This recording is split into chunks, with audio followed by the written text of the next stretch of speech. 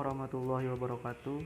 Di sini kami dari kelompok 11 yang beranggotakan Leli Setianingsih, Muhli Setiawan, dan saya sendiri Tegar Rusito ingin membawakan materi yang berjudul RAN, yang dosen pengampunya yaitu Ibu Fitri Faijah MH dan dalam mata kuliah Fikih Kontemporer.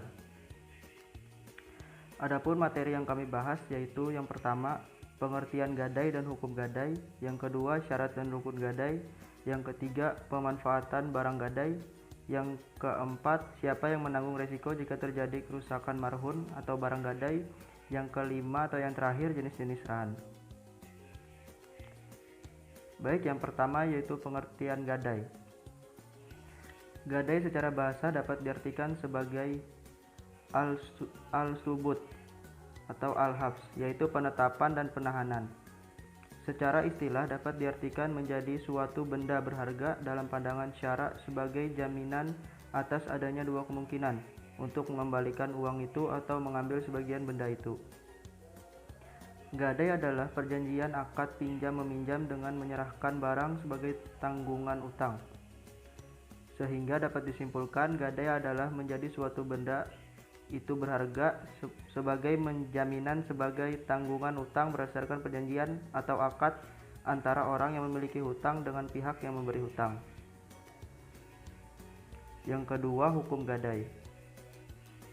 Yang A, perjanjian gadai dibenarkan oleh Islam berdasarkan ulama fikih mengemukakan bahwa akad RAN dibolehkan dalam Islam berdasarkan Al-Quran dan Sunnah Rasulullah Shallallahu Alaihi Wasallam. Dalam Al-Quran Al-Karim disebutkan yang artinya,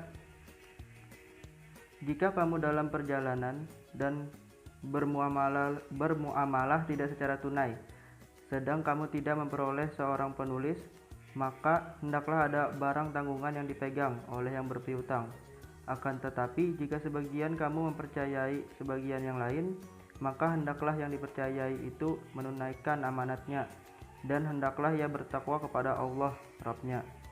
Dan janganlah kamu menyembunyikan persaksian, dan siapa yang menyembunyikannya, maka sesungguhnya ia adalah orang yang berdosa hatinya, dan Allah mengetahui apa yang kamu kerjakan. Selanjutnya yang B, hadis yang diriwayatkan oleh Ahmad, Bukhari, Nasai, dan Ibnu Majah dari Anas radhiyallahu an, yang artinya Rasulullah merengguhkan baju besi kepada seorang Yahudi di Madinah ketika beliau mengutangkan gandum dari seorang Yahudi. Dan yang C, ijma ulama atas hukum mubah dalam perjanjian gadai. Hal ini menjadikan adanya khilafah pada beberapa ulama, diantaranya Mahzab Jahiri, Mujahid, dan Al-Dahaq, hanya memperbolehkan gadai pada saat bepergian saja, berujuk pada surah Al-Baqarah ayat 283. Selanjutnya yang ketiga, syarat dan hukum gadai. Yang A, syarat-syarat gadai adalah sebagai berikut. Yang pertama, sehat pikirannya. Yang kedua, dewasa atau balik.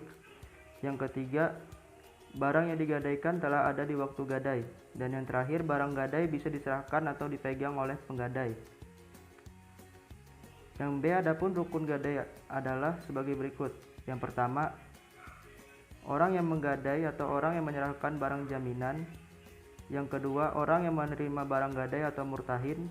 Yang ketiga, barang dijadikan jaminan atau borok atau marhun. Yang keempat, akad atau ijab dan qabul. Terakhir yang kelima, adanya hutang yang dimiliki oleh penggadai. Berikutnya yang keempat, yaitu pemanfaatan barang gadai. Dalam pemanfaatan barang gadai terdapat perbedaan pendapat dalam kalangan ulama, diantaranya yang A, jumhur fuqaha berpendapat bahwa murtahin tidak diperbolehkan memakai barang gadai dikarenakan hal itu sama saja dengan hutang yang mengambil kemanfaatannya, sehingga bila dimanfaatkan maka termasuk riba. Berdasarkan hadis Nabi yang artinya setiap hutang yang menarik manfaat adalah termasuk riba. Hadis riwayat Harits bin Abi Usamah. Yang B, menurut ulama Hanafi, boleh mempergunakan barang gadai oleh murtahin atas izin rahin, dan itu bukan merupakan riba, karena kemanfaatannya diperoleh berdasarkan izin dari rahin. Yang C, menurut Mahmud Sultut, menyetujui pendapat dari Imam Hanafi dengan catatan Izin pemilik itu bukan hanya sekedar formalitas saja, melainkan benar-benar tulus ikhlas dari hati, saling pengertian dan saling tolong-menolong.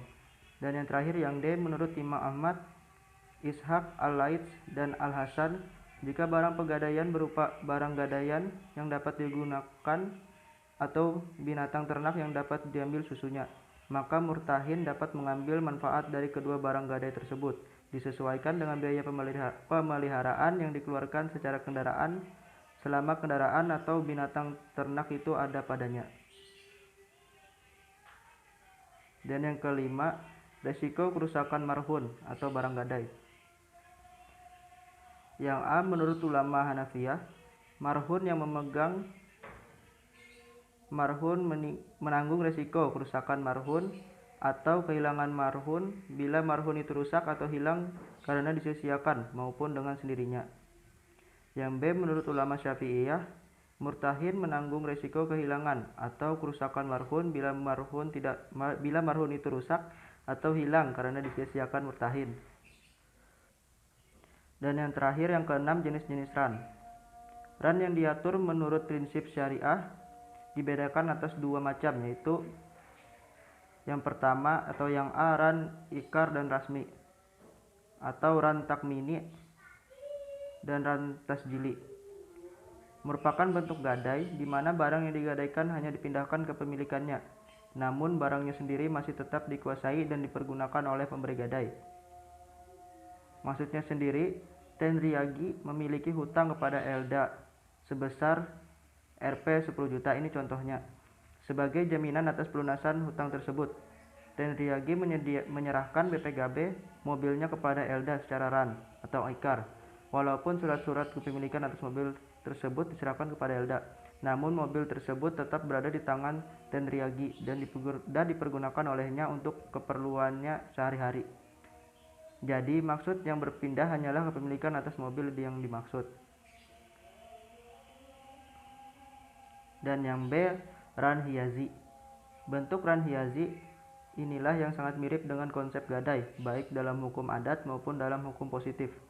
Jadi berbeda dengan ran ikar yang hanya menyerahkan hak kepemilikan atas barang. Maka pada ran hiyazi tersebut, barangnya pun dikuasai oleh kreditur.